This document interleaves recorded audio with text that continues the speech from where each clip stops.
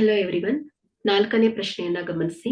ಒಂದು ಸಮಾಂತರ ಶ್ರೇಣಿಯ 3ನೇ ಪದ 13 ಮತ್ತು 2ನೇ ಪದ 8 ಆದರೆ ಶ್ರೇಣಿಯ ಮೊದಲನೇ ಪದವು ಆಯ್ಕೆ ಎ 3, ಬಿ 5, ಸಿ 4, ಡಿ 2 ಇದೆ. ಸೊ ಇಲ್ಲಿ ಸಮಾಂತರ ಶ್ರೇಣಿಯಲ್ಲಿ ಸಾಮಾನ್ಯ ವ್ಯತ್ಯಾಸವನ್ನ ನಾವು ಡಿ ಇಂದ ರೆಪ್ರೆಸೆಂಟ್ ಮಾಡ್ತೇವೆ ಮಕ್ಕಳೇ.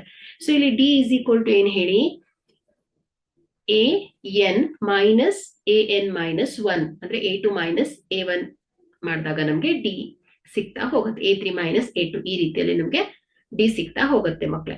ಸೊ ಹಾಗಾದ್ರೆ ಇಲ್ಲಿ ನಮ್ಗೆ ಮೂರನೆಯ ಪದವನ್ನ ಕೊಟ್ಟಿದ್ದಾರೆ. ಅಂದ್ರೆ A3 ಎಷ್ಟಿದೆ 13, ಹಾಗೆ A2 ಎಷ್ಟಿದೆ 8 ಇದೆ ಅಲ್ವಾ.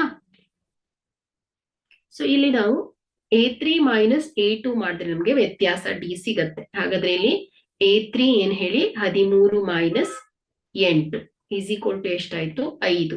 ಹಾಗಾದ್ರೆ ಇಲ್ಲಿ ನಮ್ಗೆ ಸಾಮಾನ್ಯ ವ್ಯತ್ಯಾಸ ಎಷ್ಟಿದೆ 5 ಇದೆ ಮಕ್ಕಳೇ. ಸೊ ಈಗ ನಾವು ಮೊದಲನೇ ಪದವನ್ನ ಹುಡುಕ್ಬೇಕು. ಸೊ ಇಲ್ಲಿ ನಾವು ಎರಡನೆಯ ಪದ ಏನಿದೆ A2 ಅಲ್ವಾ. ಸೊ ಎರಡನೆಯ ಪದ A2 ಅನ್ನ ನಾವು ಡಿ ರೂಪದಲ್ಲಿ ವ್ಯಕ್ತಪಡಿಸಿದಾಗ A ಪ್ಲಸ್ ಏನ್ ಹೇಳಿ 2D is equal to ಏನ್ ಹೇಳಿ A3 ಅಲ್ವಾ. ಸೊ A3 ಅಂದ್ರೆ A plus 2D is equal to 13.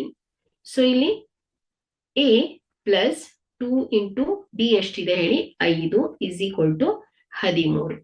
So ಇಲ್ಲಿ A is plus 5 2 10 equal to 13.